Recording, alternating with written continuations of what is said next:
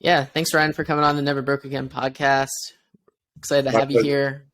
Know you do a lot of cool things, so you taking time to spend about an hour with us is really valuable because I'm sure you value time immensely nowadays. So thanks again for hopping on.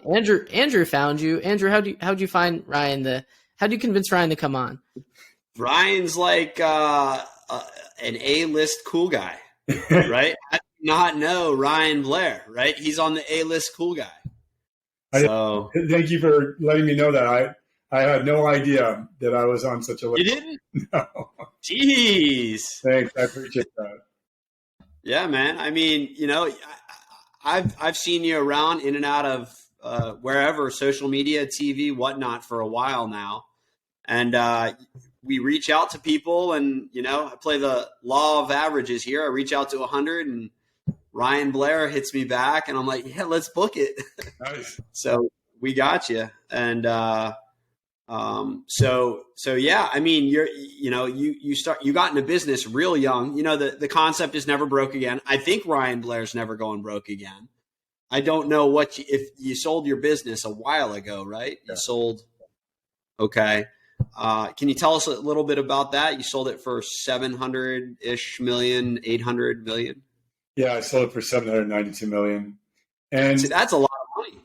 Yeah. Well, I didn't get all of it. My shareholders, I had a lot of shareholders. So when people hear numbers like that, they start counting your money. But, I did quite well. Yeah. What percentage of equity did you have in that business? It was ViSalus. Try to calculate my net worth here. I can calculate it right away. Yeah. Wait, what does Google say? I don't, probably, I don't know. When you're building businesses, your net worth is attached to paper, right? And so most of the way that we value, or we assess the value to a person is based on, intangible. I had a friend who was a founder of Microsoft. His name is Paul Allen. And, at one point in time, Forbes said he was worth like 60 billion. And I asked him, are you worth 60 billion? And that's probably a dumb question to ask somebody, but I was young enough and stupid enough to ask the question. And he said, no. And I said, well, what are you worth? And he says, I'll never tell anyone that, right? The more money you have, the less you want people to know how much money you have. Well, obviously, you had a big exit on a company, right? So I've had a few. Now, you've had a few. Yeah. Was that the biggest, or was that? Yeah. Well, I've had a few as an investor that were pretty substantial exits, and I've also built and sold companies throughout my entire career. So I've exited a bunch of different significant investments, both as an investor, as a founder. But I tell people I have had a couple $1 billion roll through my hands. And that couple $1 billion that has rolled through my hands, I have used it for various experimentation. And so I'm just simply experimenting, and I need resources to experiment with. And right now I'm on my current experimentation in a company called AlterCall, and I'm constantly experimenting. What is AlterCall? AlterCall is we help entrepreneurs alter their lives so that they can answer their calling. So it's a purpose-driven form of entrepreneurship that aligns with conscious capitalism, where we teach entrepreneurs how to hopefully solve problems that are not just their own individual problems, but to utilize entrepreneurship as a way to solve problems for society as a whole. So you're taking big picture. You're taking that big boy approach. I guess big boy. I'm a big. That's a big boy approach. Yeah, as you evolve, you want to find something in your life that you can do that is bigger than you, far bigger than you, and maybe you can make a slight impact in that. And as I've evolved to fulfill my own needs and be able to, live in a place where I can spend a lot of time in contemplation and ask myself some deep questions, I've hung my hat on changing the world by changing the way entrepreneurs do business. What is changing in business right now that may still be mainstream that you would like to see changing in the future? It's a great question. Well, right now, capitalism is under a massive attack. And, you have the progressive Democrats that are, trying to say do away with capitalism altogether, tax the rich completely, that capitalism is the root to all evil. And capitalism certainly has contributed to, some negative effects, but I would argue that it is far more positive than negative.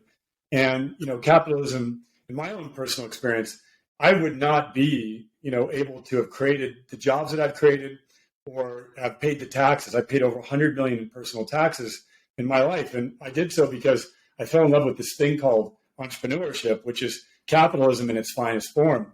Now, capitalism goes astray when it's unregulated, when it turns into monopolies, when the purpose of the entity is simply to extract resources from the earth, like to take resources from the earth and put it inside of one person's pocket against the best interest of the population. The best way I could say this to you is I might very well come up with an idea for a product, and that product poisons the stream for the whole town.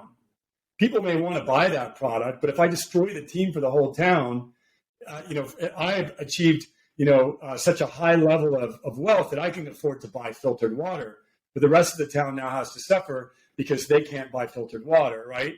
So we don't want to pollute the environment and the earth because of capitalism. So capitalism needs some counterbalancing, and I'm excited to, partner with a number of thought leaders on this subject to try to shift capitalism and evolve capitalism. But the way I would describe it is, the negative form of capitalism is capitalism that's purely in the self-interest of shareholders against the other indirect stakeholders, right? And there's many indirect stakeholders in a business. There's the families of the employees. They're indirect stakeholders in that business, but many companies don't care about those. There's the environment. Many businesses are extracting resources from the environment, and they're making products with those resources and selling them to other people, leaving the environment, crushed in the process. And so I think that there's a better form of capitalism that will emerge. Otherwise, capitalism will be attacked nonstop, and people will move towards socialism. So what's the one thing that you're looking to make better or improve or just change altogether right now? Is there like a main concept that you're focusing on, Ryan? Well, there's, my work is around healing and growth, and the combination of healing and growth. And a lot of people that need to be healed, they know they need to be healed. And other people don't know they need to be healed, but they really want to grow. And so I've spent a lot of time contemplating in my own experience and in the people that I've worked with, what does it take to actually get to a level of productivity and generosity where you can truly make an impact? Because you need to have a balance between the two. You need to be productive and generous. And the way to do that is to heal and to grow. And every time you grow, you need to heal. And every time you heal, you set the foundation and plant the seeds for growth. And so it's a combination process that we have to do no matter where we are at. We have to constantly heal our limiting beliefs, our mindset.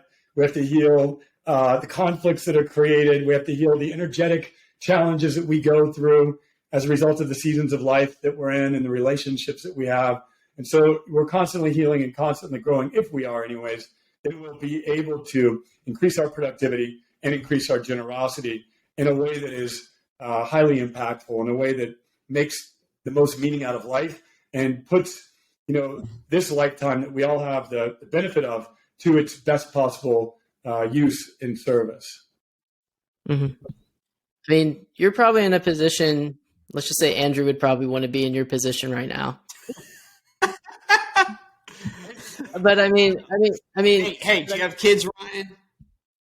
Yeah, I have one child. I have about 13. 13. Okay. I mean, I like my kids, Josh. Yeah, good. Anyways, Andrew would definitely like to switch places. Financially, probably, maybe. I don't know. He won't tell me what his exit was on that. Don't ask questions on the menu if you can't afford it. Yeah. If there's no pricing. So anyway, a lot of people would probably want to change like places with you, Ryan, like being how successful you are. But like, what pains? We know I've seen that you've gone through pain, but like now that you're successful, like what pain are you going through now that you're like, one of the major players in entrepreneurship? Well, as a leader, you are constantly having to go through challenges. Entrepreneurship is solving a problem in the marketplace. And to do that, you have to solve problems on the inside of your walls, right? To solve the problem on the outside of the walls, you have to solve the problem on the inside of the walls. And there's always problems on the inside of the walls. And, as you're growing as a leader, so will those problems emerge. And you have to have a process for discharging negativity within the ecosystem of, whatever you're building and your customer base and your team. And it's a process. So, when people think that you're going to get to a destination and then life is just going to be easy, that's not the case. Life is never easy. It just gets easier to deal with the problems as you develop process and skills and principles and values and identity to solve those problems. But the problems always come at you. It's just that you get better at transmuting negative into positive. And so where before, if a person came into my office and said they were going to quit, it would, devastate me for days. I'd be triggered. I'd be upset about it. I'd be, I go through pain. I think like I was a terrible person, and so forth. And now if something like that occurs, I realize that, okay, this might hurt. I'm going to sit with it. I'm going to feel it, experience it, make some adjustments. I don't, maybe I could have been a better leader. I could have been a better communicator, or I could have been better at recruiting and selecting people, extract the lesson from the negativity, and then move forward positively.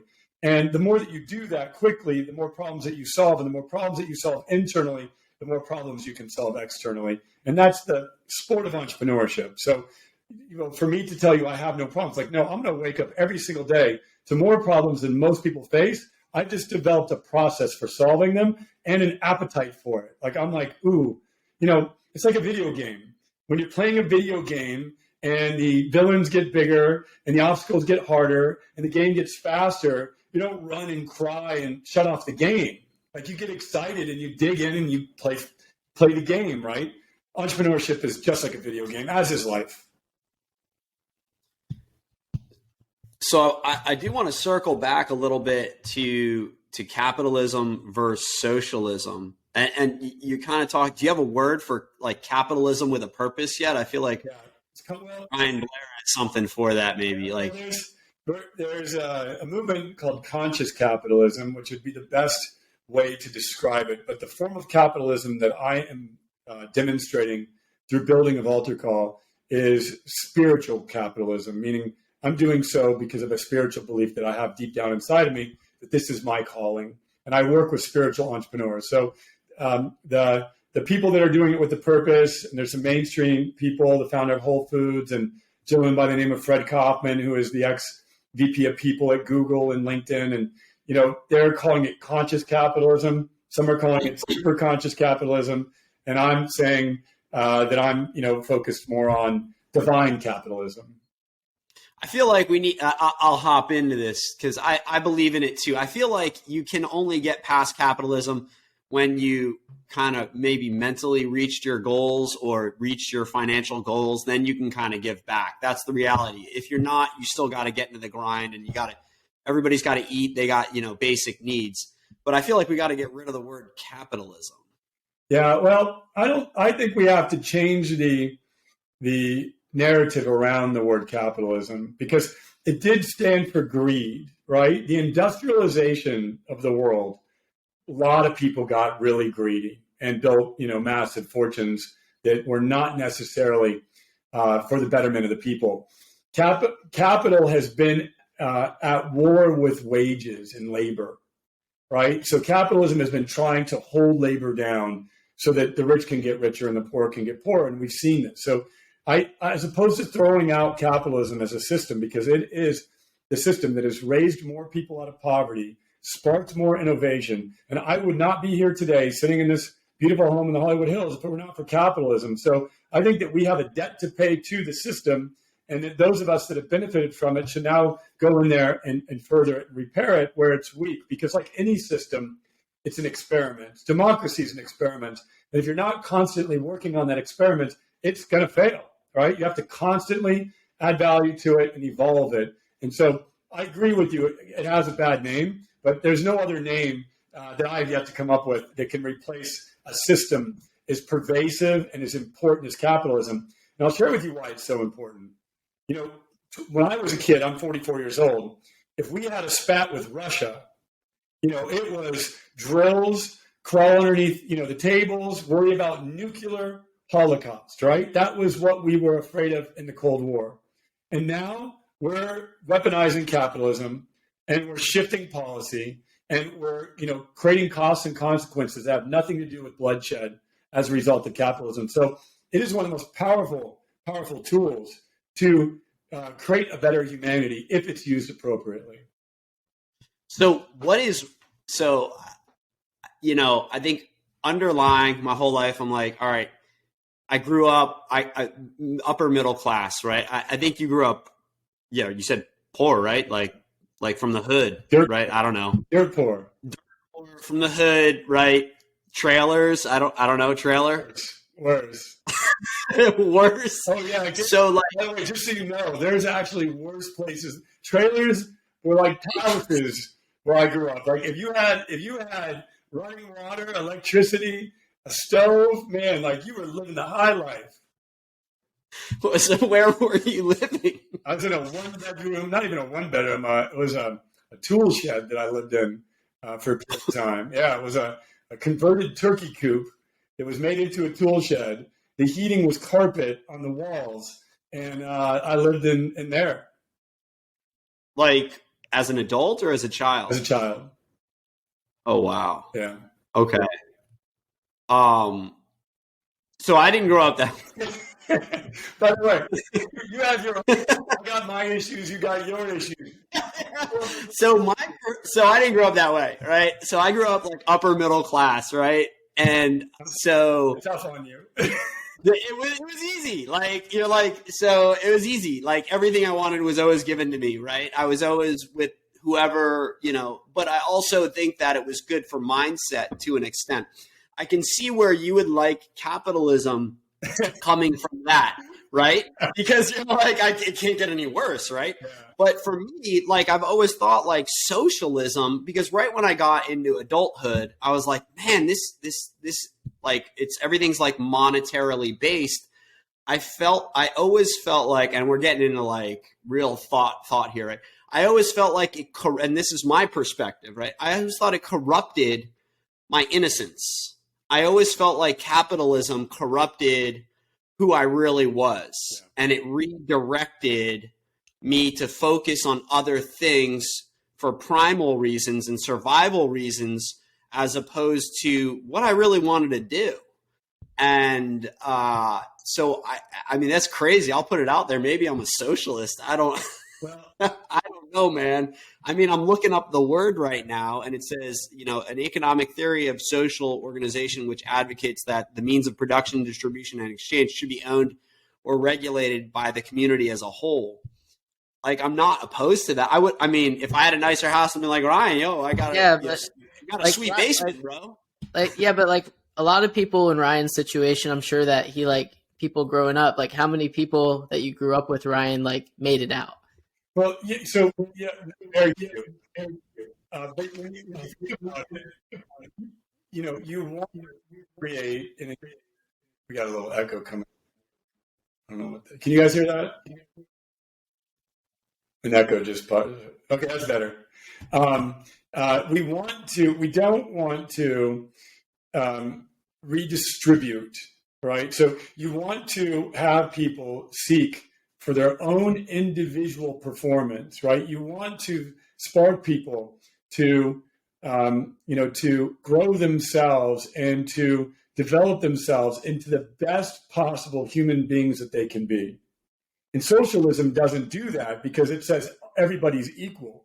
But the truth is not everybody is equal, nor should everybody be treated as equal. Everyone should have an equal right to opportunity, right? And that's it. And if everybody is equal, then you won't have the Elon Musks go try to figure out how to change the world. I mean, look at the old Soviet Union and look at any a state that has attempted to utilize socialism as its core way of being. It doesn't incentivize the most brilliant people to do brilliant things. And so there's only one system that has gotten the world out of poverty as a whole, and that is capitalism. More people since the innovation of capitalism, which is only about 200 years old, have moved out of poverty than in any other time in humanity. Humanity is at a better state. It's in better condition than it's ever been as a result of it. Did you go to school, like university or college, Ryan? Yeah, I ended up, I went to business. Well, I went to first a community college, and then from there I transferred to a 4-year university, and I studied business. But I was a high school dropout. I walked into a community college. I got my high school degree after I was 18 years old. You know, I did not follow the traditional path, and I was, learning disabled as a kid. I never got beyond freshman credits. I took the high school proficiency test to get my high school degree. And then a spark of light was initiated when I started to learn computer science. I fell in love with it. And it turned out that I had an aptitude for computers. And then from discovering that aptitude, everything else expanded in my life. And I then became a lifelong learner. Now I read multiple books a week, and I'm constantly trying to learn as best as I can. Are you dyslexic? I was. I'm not as bad as I used to be, but I still have to have some consciousness around it. But I was certainly ADD, and I'm no longer ADD whatsoever because I've initiated the practice of meditation, and so I've learned how to reprogram my mind basically and retrain my mind based on meditation. And so it's been a practice that I practice every single day. Before I just got here, I meditated for over an hour. Oh, wow. An hour. Yeah. Every day. A lot of super successful people are dyslexic. Well, yeah. And the reason why is because the education system, if you're good at the education system, you're going to be a good worker. If you're terrible at education, you have everything, all the formula in the world to go figure out something else. And Andrew, when you said earlier that you felt that capitalism was the reason for you not pursuing some of the things that you wished you could have pursued, that's a problem with capitalism has had effect on that, but that's a problem with parenting, in that our parents told us, like, there's no money in music, so don't be a musician. Our parents told us, go be a doctor or go be a lawyer because there's money in that.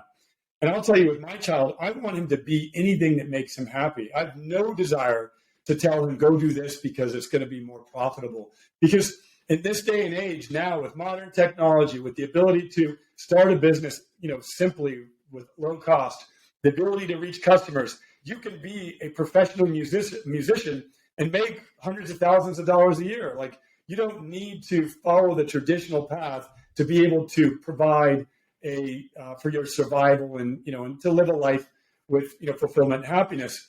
And so now with the innovation of technology and the SaaS software movement and so many things that benefit entrepreneurship, I'll tell you, we're going through a massive transition away from the industrialized complex where people were taught, like, to be successful, you have to be a doctor or be a lawyer. And, I'm living proof that I could never have been a lawyer or a doctor based on my education, but yet I can employ many doctors and many lawyers as a result of the vehicle of entrepreneurship. Yeah, that's super cool. Yeah, I mean, I think sales and business, I've always been attracted to sales and business people growing up, not necessarily lawyers and doctors. I think that's definitely like a safe stigma that's always been brought up, especially in certain cultures. I mean, Indian and Asian culture, like, that is a big thing. And Jewish was to be a lawyer, but I was never pressured to be a lawyer, right? That's what was interesting. I just felt like I was supposed to be because my grandfather was, my father was, but I was never pressured. I was never told. So it's interesting when I thought I was just going to go into practice with my dad. But when we relocated and retired, I was like, well, where the fuck is the practice? I was like, I don't want to do this if you're not doing this, right? Basically is what happened. But yeah. To be a profitable lawyer, you have to be good at sales. Yeah, you have to be good at sales. You have to be good at business. I'm friends with lawyers now. I'm sure you are. Yeah. And they're looking at me and they're like, well, what are you doing? Yeah. Right. And they're like, this law thing, I'm capped. I can only make $300 an hour, 8 hours a day. Yeah. And I can't even book that much. So they got an income limitations. So, But I mean, I think kind of triggering that kind of corrupt, like turning a certain age and then thinking it's corrupt, right? Capitalism is corrupt. Well, it is corrupt. It is. Yeah. There's corruption everywhere, right? But every system has corruption in it. Well, I mean, corrupted my innocence in my belief as a child. Yeah. Like my childlike curiosity. I would have just followed friends. But by the way, right? Humanity is corrupt, right? As a whole. So, people are, doing all kinds of misbehavior and sins, and, more people are addicted to substances. And I'm not saying this in any judgment, because I've had my fair share of issues as well. But when we look at humanity as a whole, and you look at the health of humanity, the health is an indicator of the level of corruption that everybody's in. And you look at all this terrible health everywhere, and it's because there's a level of corruption going on. Yeah, I mean, there's definitely, there's still poverty in America, even though it's capitalist. There's still a ton of substance abuse. Well, capitalists are some of the greatest. I've done more drugs with capitalists than any other population. Those guys party the hardest, Wall Street peers. And, I used to partake in my fair share of decadence. And, capitalism is not immune to addiction by any means. In fact, when you live an empty life in the pursuit of money, just for the sake of status and power, you're going to, fall, for many vices. So let's circle back to maybe purpose here, so you're looking to guide and help entrepreneurs. What you've got a group of entrepreneurs, 30, 20, 100, 200. Who are you mentoring, right? How many do you have, and who are some of your favorites? Some of my favorites. Well, I hope maybe not the person, but the idea, the concept that you think that can actually, I dug into solar a little bit because I believe in it, but also when you get down to the nitty gritty, it still comes down to sales. Yeah. Right? We can't have an impact if we can't sell. I've mentored a few people in the solar space, because I like the idea that we're going to disrupt the entrenched electric companies, because there's like this. And they're kicking and screaming, man. They're kicking and screaming. But this is where capitalism is at its finest. Some innovations occurred in solar panels, and now we can take down the monopoly of the electric company. Right? The idea of that. And so this is capitalism at its finest, because if there was not an incentive for yourself or others to create a solar company, if you couldn't go out there and get rich, you wouldn't innovate, you wouldn't knock on those doors. You just take your $50,000 a year, universal basic income, and most people would do nothing, right? Because you get your 50 and or whatever the number is, there's no room for more. And so I'd go shoot hoops with Ryan Blair, man. That's what I'd do. Right.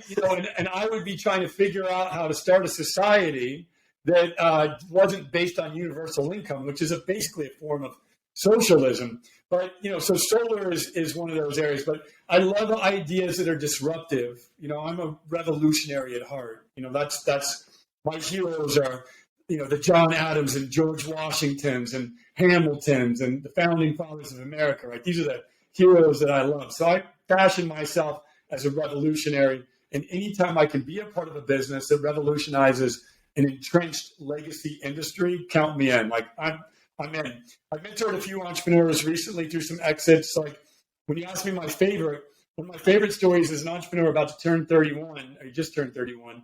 I helped him sell his business for $75 million. And now I'm helping him be more generous. And he's only 31, and I'm helping him plan out what the next 10 years of his life looks like. Because having bought and sold businesses and having gone through the trial and error of this process, I really enjoy helping entrepreneurs that want to set up companies that will either one day be in position for an exit or an IPO. And then when they do, I advise them through the process and then help them become more generous and philanthropic. So ultimately, that's where I want to work. I do take equity interest in companies, and I do, help. I really see myself as a member of the entrepreneur's team, not just an advisor, but I do advisory services as well. What space was that exit in, and was it a disruptive product or a disruptive space? Yeah, it was technology. But the one that you mentioned that was most exciting to me is, during COVID, I started mentoring a company that provides nurses to the elderly. And to be able to help this company grow and scale and go through one of the most horrific series of challenges that any business can go through. Their nurses were getting sick. Their customers were literally dying day in and day out. The nurses were going through traumatic stress as a result of this, right? Because their environments were just, in terrible shape. Customers were particularly elderly in long-term living homes. They weren't allowed to see family members. They were locked in their rooms. They could not come out of their rooms for over 2 years in some cases. So, about 2 years. So to be able to help this company provide, and they're called compassionate care, to provide compassionate care and to scale. And I literally helped this small mom and pop. There was only 2 operators scale their business. Now they're personally making many millions of dollars a year personally, while their business is doing tens of millions of dollars a year and growing. And they're providing an impact for a population that was basically abandoned. People that they weren't allowed to see their families. They were just abandoned, and everyone was worried about themselves and their beautiful homes and mansions, while these people were suffering a terrible, terrible fight against COVID. And so to know that I actually did a small amount of work on the front lines, I wasn't on the front lines, but I supported hundreds of nurses on the front lines. That's one of my favorite stories of the past 2 years since I've been mentoring entrepreneurs. We actually had somebody on similar to what you do. So I'm curious as to how you set that up. So you take equity. Do you also make them pay you for upfront? It's very expensive. Okay. Just so you understand, the hour that you have with me right now, I would normally get somewhere around $10,000 for it, if not more. So, use it at your wish. But yes, I'm very excited. Mine's 20, so I'm coming out ahead. So you give me the extra 10, right? I'm not saying I got a lot of bookings. I'm blessed to be in a position now where I get to turn down business. But, I was a venture capitalist. I had a small fund that I deployed capital in, and I made a lot of investments. And then I retired for 2 years, and I did nothing, no business. I exited my investments, and I just worked on me, meditation, breath work, nature. Did absolutely nothing. I refused to reply to emails, text messages, nothing. I just wanted to regroup, and I wanted to make a decision. How was I going to live, the rest of my life? I'm blessed to have a beautiful home, and I've got some beautiful land, and I thought maybe I'll just be a hippie and grow my own food and, do nothing, right? And just, smell the roses all day long. And I decided that after doing that for 2 years that, there was a point after I'd gone deep into my own personal healing that I needed to be of service in some capacity. And so I've been ramping up that level of service, for the past 2 years through the vehicle of Altar Call. Now I have 20 employees. I have 10 coaches that I dispatch to the entrepreneurs I work with. And I have a community of, several hundred entrepreneurs that I support. What was that like? I think about that all the time, shutting the phone off, shutting all that stuff off and off the grid and just kind of getting away from that tech idea. Was that awesome? Yeah, I have a property off the grid that I take entrepreneurs like yourself to, where we go and disconnect from technology for, days at a time, sometimes a week, it could be 3 days, but I fully believe that every one of us has to disconnect and, from technology and from society and culture and connect to nature.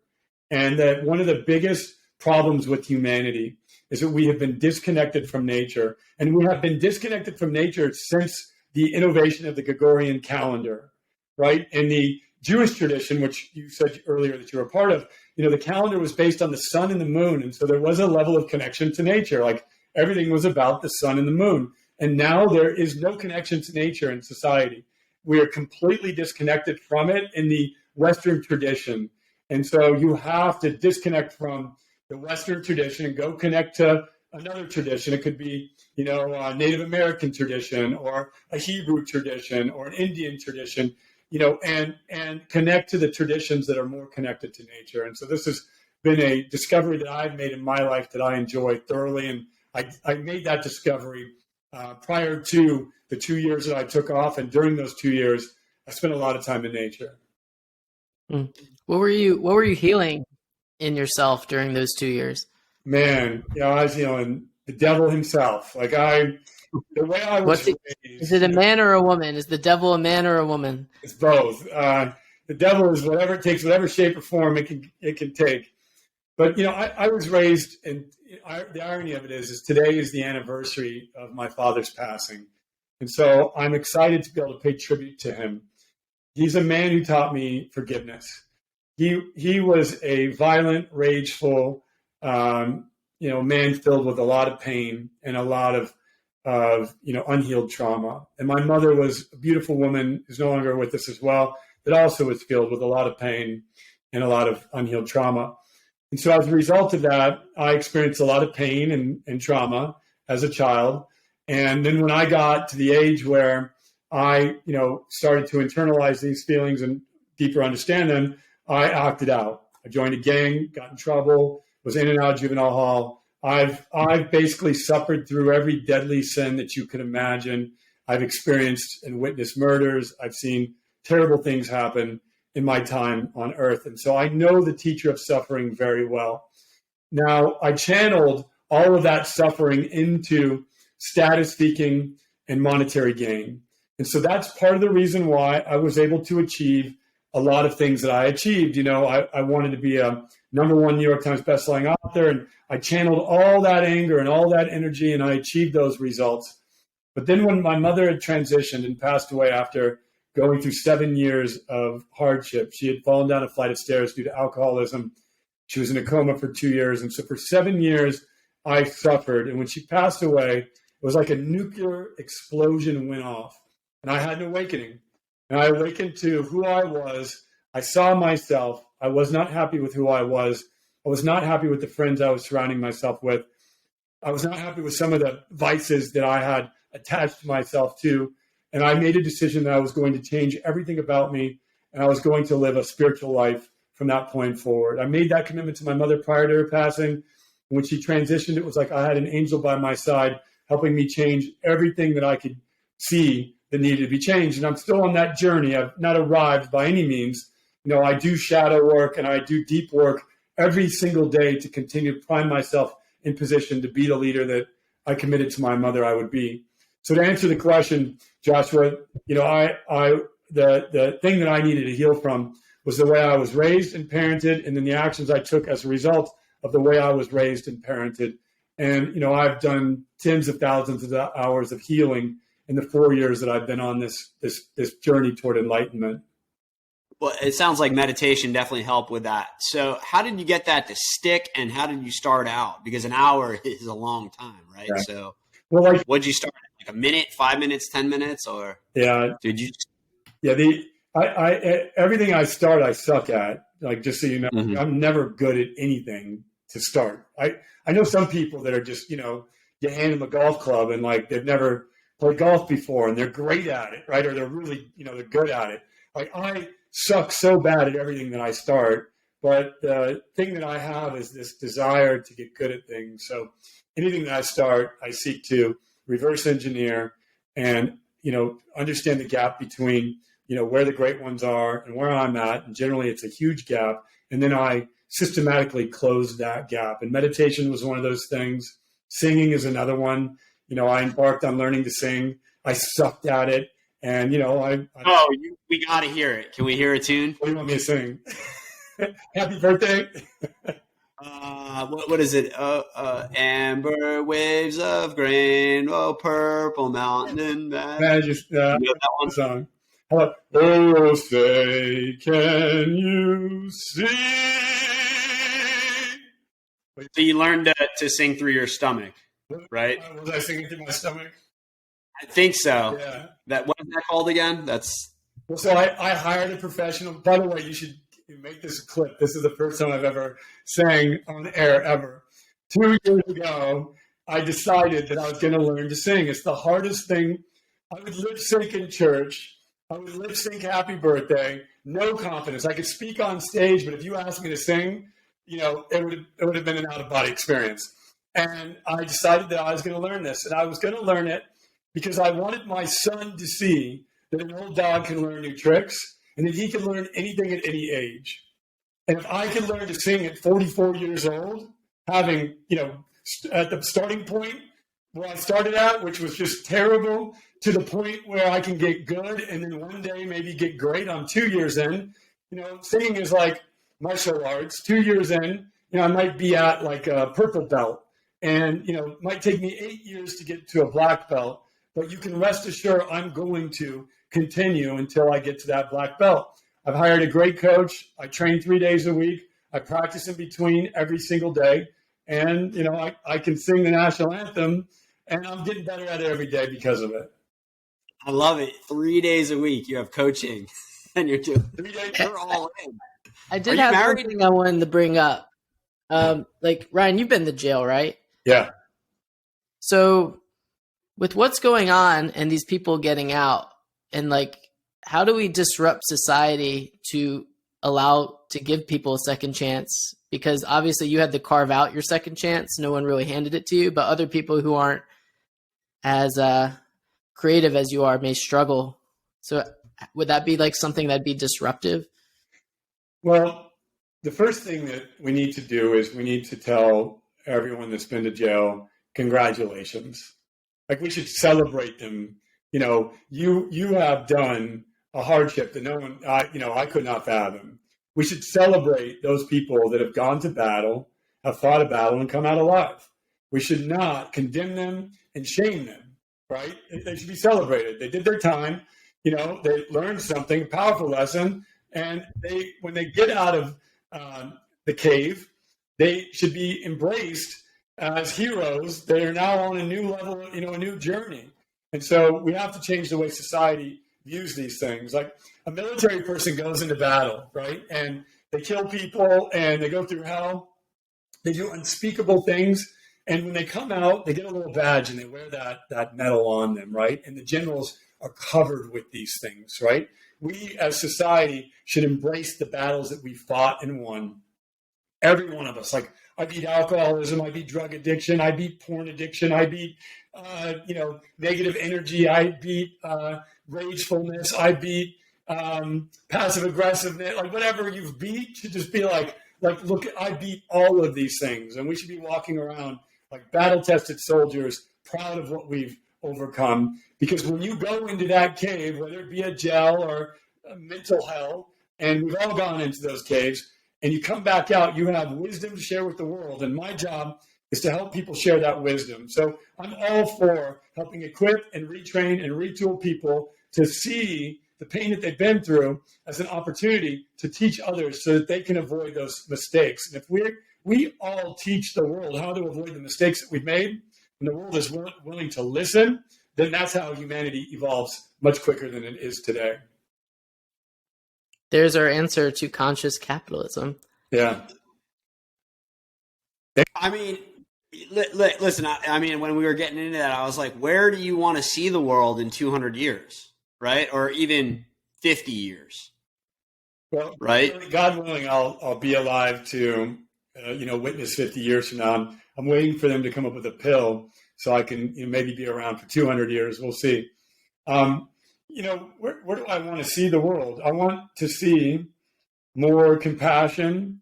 I want to see, a better equilibrium with the environment. I want to see human beings appreciate nature and realize that, nature and the environment is, so important, and have people be connected to the real meaning of life, and to extract from suffering meaning, and to be generous and to give back. And so I would love to, see humanity go through a shift of consciousness, and to know that, I inspired a few people along the way. And that's really what, my legacy will be. It's the people that I've inspired to, do things at a higher vibrational level of consciousness. Well, that's awesome. 200 years. I hope we're off the electricity and the gas. You think we'll be off that? Yeah, well, we'll definitely be off of it. There's technology out today, and See, the reason why they're in fear of what's going on with the water crisis, but that's going to stem a capitalist, and there already is technology that can extract water out of thin air in the middle of the desert and give a family enough drinking water. And so all of these crises, however you say the word, that are emerging, a capitalist is going to solve it. And so everything that we're up against right now, there is smart individuals that are going to build businesses. They're going to solve those problems. Are you studying life extension at all? I'm familiar with it. I'm not studying it. But I'm definitely interested. Like what to take, pills to take, or foods to eat, how to like stem cell. Yeah. Like Tony Robbins wrote a book called Life Force, which I recommend, even though I don't like Tony Robbins. Everybody likes him. Yeah. But that book is actually good. By the way, Tony's a friend of mine. I'll tell him you don't like him. Sorry. I'm like, yo, Tony, I just want to let you know, there's a guy named Andrew out there. And don't ever do the Never Broke podcast. It's a setup. He did like the book, though. He did give a positive. The book Life Force is it's really good. I mean, I mean, I've read his books. I don't like how he doesn't read them. That irks me a little bit. I wish, he's like, I like the book. I somehow wrote it and now I don't want to read it. Right. I'm like, dude, read your own book, man. I want to hear you. But that one still stuck. The content was great. Bridging the gap of my knowledge in stem cell and how it's right there, to be honest with you. Are you familiar with any of that at all? Have you looked into it? I haven't, because I'm so young and beautiful, I haven't had to. What are the crow's feet, bro? What are you doing? I need that. Yeah. Because I'm so young and beautiful, I haven't looked into any of these things as of yet. Frankly, I embrace aging. I'm 44 years old, about to be 45, and I'm growing old and wise, and I'm going to embrace being an old man. I can't wait for people to receive my wisdom as I continue to age and get older. They'll be more open to receive it, I presume. Tell us about, you said you have a son? Yeah, I do. A 12-year-old boy. He's about to be 12. Okay. Yeah. Tell us about him. What's going on with him? He's amazing. Early on in his life, he struggled with autism. He doesn't any longer. By the grace of God and a miracle, he has been healed. And now we talk about, stuff that a 13-year-old, soon-to-be 13-year-old boy talks about with his dad. And, I get the opportunity to be the dad that I never had. And, the things that he gets to share with me, I could never share with my dad. And so it is such a blessing to know that the stuff that I went through created a dad for my son Reagan that he needed. And it all makes it worth it, to know that, I didn't get the type of fathership that I wish, that I would have, but because of the fatherhood, the fathership that I received, I'm now able to be the father to my son that he needs. And there's nothing more meaningful than going through some suffering to be able to provide for your children in a way that, that only you can. What do you think he's going to do? I don't care. Whatever he's going to do, it's going to be fun to witness and be a part of. Yeah. Nice. Right. Right now, I got him in boxing. I hope he doesn't become a professional fighter, but he's doing some boxing and he likes it. I'm his punching bag. I don't love it so much. So, my job is to put him in front of as many things as possible. He loves art, and he loves to draw and he loves to create paintings. And if he wants to be an artist, I'm going to encourage him to become an artist. And like I said earlier, through entrepreneurship, you can become successful as an artist. You don't have to be Andy Warhol or, some great artist to be a successful artist. Yeah. And going after that passion, circling back to that, it's just, there's that gap in income versus passion, right? So, and quality of life, right? Because you got to take that hit somewhere. Well, so if you can make $100,000 a year, if you have 1,000 fans, they give you $100 per year. I don't have my calculator in front of me, but I'll 1,000 times 100 is 100,000. So you can sell $100 worth of art to 1,000 people per year to make $100,000 a year.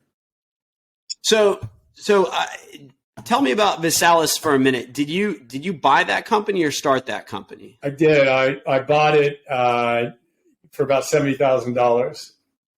Okay. We're running short on time here, my man. We got 2 minutes to go. So yeah, you better just knock it out then. Yeah. What do you need? What's the? Well, I'm just wondering, how did you scale that? What was your secret sauce in scaling that to such a big exit? Surround yourself with a great team of people, and solve big problems in the marketplace, and work diligently on solving those problems. And the formula is pretty simple. Every company has about eight or so, or 10 buckets. In ViSalus, we had technology, we had sales, we had marketing, we had supply chain, we had finance, international, right? So I had to become proficient at about 6 different things in order to create a multinational global company. And customer service would be 7. So, I'd become proficient about 7 things. Maybe there's 10 in total. And then in each one of those 7 things, there's, sub things that you got to become proficient at. But like, if I can learn to sing, right? If you can learn to sing, you can learn anything, man. Yeah. So you said get the right people around you. Is there a number you think, like 5, 4, 10, 12, or as many as you can? Well, or 2? What kind of guy are you? How many people do you need? A lot of people. Really? I'm not very good at all. I need great people all around me, and as many of them as I can get my hands on. I think you're just overly humble. That's what I think. This is. I can't do anything alone. I'm telling you, I'm not overly humble at all. The Alticall as a startup really was a difficult thing for me to start from scratch, because I was used to having a fairly large team when I ran ViSalus, and I had over 500 full-time people and thousands of people selling for us. So I had to start from scratch, and I'm much more efficient on a larger team than I am in a smaller team. But now that I have 20 people at Alticall, it's growing every single day, and I'm always looking to add team members to the company. So Alticall, you want entrepreneurs to reach out to you? Is that? Yeah. If you got entrepreneurs in your audience that want to change the world and make an impact, reach out to me. Go to altercall.com, ALTERCALL.com, or you can catch me on Instagram at RealRyanBlair. Nice. Thanks a lot, Ryan. We'll catch up with you later. Yeah, thank you guys. I appreciate it. I'd love to come back on sometime. This has been an enlightening conversation. You guys, a lot of these interviews are boring. This has been fun. I hope. I'm using my brain as much as I can. You guys are a lot of fun. I'm giving you an endorsement for the show. The Never Broke Again podcast is one of my favorite interviews. You got me to sing.